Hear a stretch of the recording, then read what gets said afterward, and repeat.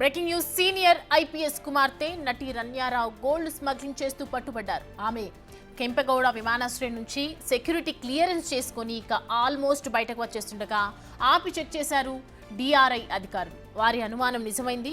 రన్యారావు దగ్గర నుంచి ఏకంగా 12 కోట్ల రూపాయలు విలువైన బంగారాన్ని స్వాధీనం చేసుకున్నారు అధికారులు.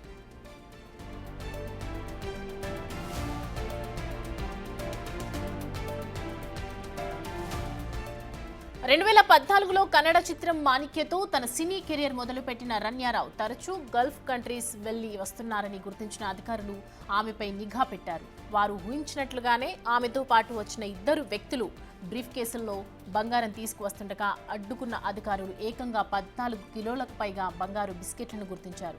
కస్టమ్స్ చట్టం 1962 నిబంధనల ప్రకారం అరెస్టు చేసి జ్యుడిషియల్ కస్టడీకి తరలించారు. ఇది వ్యవస్థీకృత నేరాల్లో భాగమని, నిబంధనలకు పూర్తి విరుద్ధమని అంటున్నారు అధికారులు.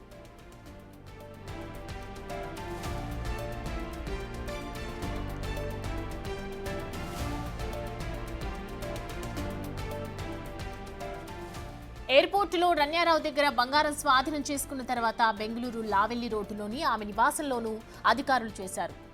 ఆమె ఇంట్లో 2 కోట్లకు పైగా విలువైన బంగారు ఆభరణాలు, 2,67,00,000 రూపాయల నగదు గుర్తించారు. రన్యారావు కేసులో మొత్తం 17 కోట్లకు పైగా విలువైన బంగారం, నగదు స్వాధీనం చేసుకున్నారు అధికారులు. ఇటీవలి కాలంలో తనిఖీల్లో ఇంత భారీగా బంగారం దొరికిన కేసు ఇదేనని చెప్తున్నారు డిఆర్ఐ అధికారులు.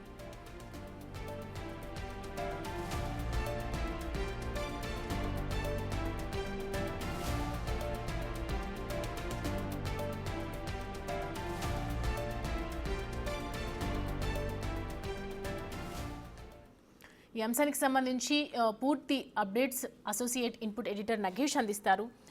నగేష్, చూస్తున్నాము రన్యారావు దగ్గర ఇటీవల కాలంలో బంగారం పట్టుబడుతుంది, ఎయిర్పోర్ట్లో స్వాధీనం చేసుకుంటూ ఉన్నారు. కానీ ఇంత మొత్తంలో చూడడం అయితే ఇదే ఫస్ట్ టైం అనుకోవచ్చు. సో డీటెయిల్స్ ఏంటి?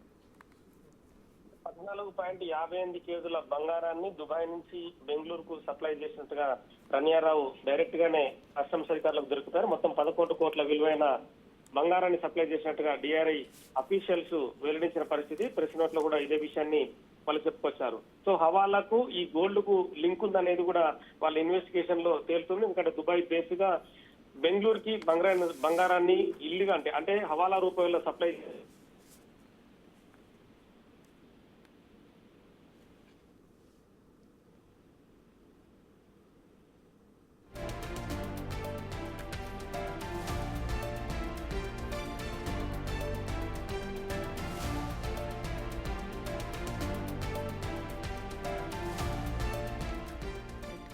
రన్యారావు తండ్రి డీజీపీ స్థాయిలో ఉన్నా కూడా, పైగా తాను ఒక హీరోయిన్ అయినప్పటికీ కూడా బంగారం స్మగ్లింగ్ ఎందుకు చేస్తోంది, అసలు ఎవరైనా సహకరిస్తున్నారా అన్న చర్చ అయితే జరుగుతుంది.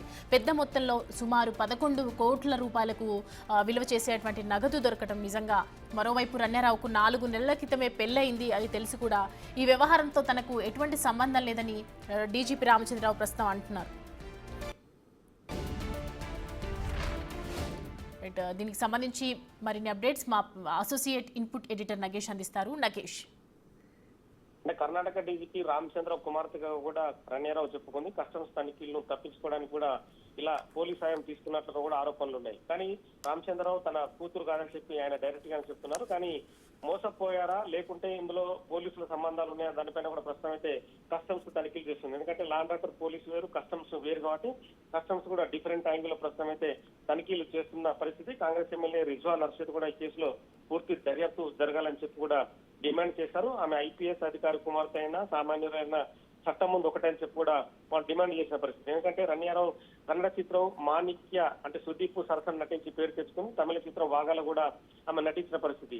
చిక్మగళూరు స్వస్థానం కలిగిన రమ్యారావు ఇంజనీరింగ్ చదివిన తర్వాత తదుపరి ఆమె సినిమాల్లోకి వచ్చింది. సో మొత్తానికైతే ఇంత పెద్ద మొత్తంలో గోల్డ్ సప్లై చేయడానికి కారణాలు ఏంటనేది కూడా దర్యాప్తులో తేలాల్సిన అవసరం కనిపిస్తుంది. ఎందుకంటే ఒక నెలలో 5 సార్లు వెళ్లి రావడం అంటే మామూలు విషయం కాదు. ఎందుకంటే ఒకటేసారి 14.8 అంటే 14.8 కేజీల బంగారాన్ని తేవడం అనేది ఆషామాషి వివరం కాదు. మామూలుగా అయితే గతంలో నైజీరియన్లు మన శంషాబాద్ ఎయిర్పోర్ట్ ద్వారా రకరకాలుగా కోణంలో దర్యాప్తు అంటే వాళ్ళు బంగారాన్ని తీసుకొచ్చేవారు. చెప్పులలో అంటే చెప్పుల లోపల వాటిని బంగారం పెట్టుకొని కుట్టడం, వాళ్ళు డైరెక్ట్ గా చిన్న చిన్న పీసులాగా చిన్న చిన్న వాటిలాగా చేసి డైరెక్ట్ గా మింగడం, ఆ మింగిన తర్వాత కూడా వాళ్ళని ఆ బంగారాన్ని బయటికి తీసుకురావడానికి కూడా అప్పుడు కస్టమ్స్ అధికారులు నానా తంటాలు పడ్డారు. ఒక టైంలో అయితే ఉస్మానియా ఆసుపత్రికి తీసుకెళ్లి వాళ్ళ నుంచి బంగారం కక్కించడానికి వాళ్ళు రకరకాల పద్ధతులు ఉపయోగించి కూడా బంగారాన్ని బయటకు తీసిన పరిస్థితి. కానీ ఇప్పుడు శంషాబాద్ ఎయిర్పోర్ట్ లో పూర్తిగా కట్టడి జరిగిన తదుపరి ఇప్పుడు ఆమె బెంగళూరు ఎయిర్పోర్ట్ ని వేదికగా చేసుకున్నట్టుగా కనిపిస్తుంది. మరి ఈ నేపథ్యంలోనే రన్యారావు పట్టుబడడం అనేది కూడా పెద్ద విషయమే. రన్యారావు వెనుక ఎవరు ఉన్నారనేది కూడా పూర్తిగా తేలాల్సిన అవసరం కనిపిస్తుంది. ఎందుకంటే దుబాయ్ నుంచి ఒక కేజీ బంగారాన్ని స్మగ్లింగ్ చేస్తే 11 లక్షల నుంచి 12 లక్షల లాభం ఉంటుంది అనేది కూడా ఒక రూమర్ అయితే బయట ఉంది. దానికి సంబంధించి కూడా రన్యారావు ఏం సమాధానాలు చెప్తున్నది కూడా చూడాల్సిన అవసరం కనిపిస్తుంది. ఎందుకంటే బెంగళూరు కావచ్చు, ముంబై, పూణే, ఢిల్లీ ఇలా ఎయిర్పోర్ట్లలో కూడా రెగ్యులర్ గా బంగారాన్ని తీసుకొస్తుంటారు. కానీ ఎక్కువ మొత్తంలో అంటే కేజీన్నర వరకే పట్టుబడిన పరిస్థితి. ఒక టైంలో 4 కేజీలు అంటే పెద్ద విషయంగా అనుకునేవారు. కానీ రన్యారావు దుబాయ్ ఫ్లైట్ ఎక్కేటప్పుడే కస్టమ్స్ అధికారులకు ఇన్ఫర్మేషన్ ఉంది. అక్కడ నుంచి గోల్డ్ సప్లై చేస్తుంది, బెంగళూరు కెంపేగౌడ విమానాశ్రయంలో దిగుతుందని చెప్పి కూడా ప్రైమరీ సమాచారం ఉంది. కానీ అక్కడ మేనేజ్ చేసే ఆ విమానాశ్రయం అధికారులు మేనేజ్ చేసి అక్కడ ఎయిర్పోర్ట్ లో ఫ్లైట్ ఎక్కినట్టుగా తెలుస్తుంది. తదుపరి బెంగళూరులో మాత్రం డైరెక్ట్ గానే కస్టమ్స్ అధికారులకు పట్టుబడింది. సో రన్యారావు నెక్స్ట్ లెవెల్లో అంటే రన్యారావు ప్రస్తుతం అయితే ఆమెను కస్టడీకి తీసుకొని వాళ్ళు రిమాండ్ చేస్తారు. 14 రోజుల రిమాండ్ క్రమంలో మరోసారి ఆమెను కస్టడీకి తీసుకొని విచారిస్తే గనక ఇందులో పొలిటికల్ లీడర్స్ ఉన్నారా, లేదంటే పోలీస్ అధికారులు ఉన్నారా, లేదంటే అంతర్జాతీయ మాఫియా ఏదైనా ఇందాక చెప్పినట్టుగా హవాలా రూపాయల బంగారాన్ని సప్లై చేసి ఎవరికి ఇస్తున్నారు. సో ఇలాంటి కోణంలో విచారణ జరిగితే రన్యారావు నుంచి కస్టడీలో బయటకు వచ్చే అవకాశం కనిపిస్తుంది. కాబట్టి ప్రైమరీ క్రమంలో మాత్రం వాళ్ళైతే రిమాండ్కి తరలిస్తున్నారు. మళ్ళీ రేపు లేదా ఎల్లుండి బెంగళూరు కోర్టు లో మళ్ళీ పిటిషన్ వేసి ఆమెను కస్టడీకి తీసుకొని మరిన్ని విషయాలు కూడా రాబడతామంటున్నారు.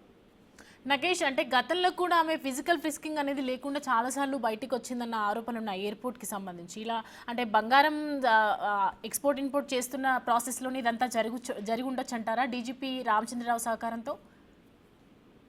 అంటే రామచంద్రరావు కుమార్తెగా చెప్పింది. అంటే ఒక డీజీపీ కుమార్తెగా చెప్పడం అంటే ఆషమాషి వివరం కాదు. మరి ఇలా ఎన్నిసార్లు ఆమె తప్పించుకుంది అనేది కూడా చూడాల్సి ఉంది.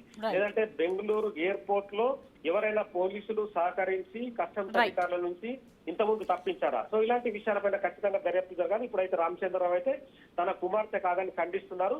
కానీ ఇంటర్నల్ గా జరిగే ఇన్వెస్టిగేషన్ లో ఖచ్చితంగా ఈ విషయాలకు బయటకు వచ్చే అవకాశం ఉంది. Right, thanks for the updates Nagesh.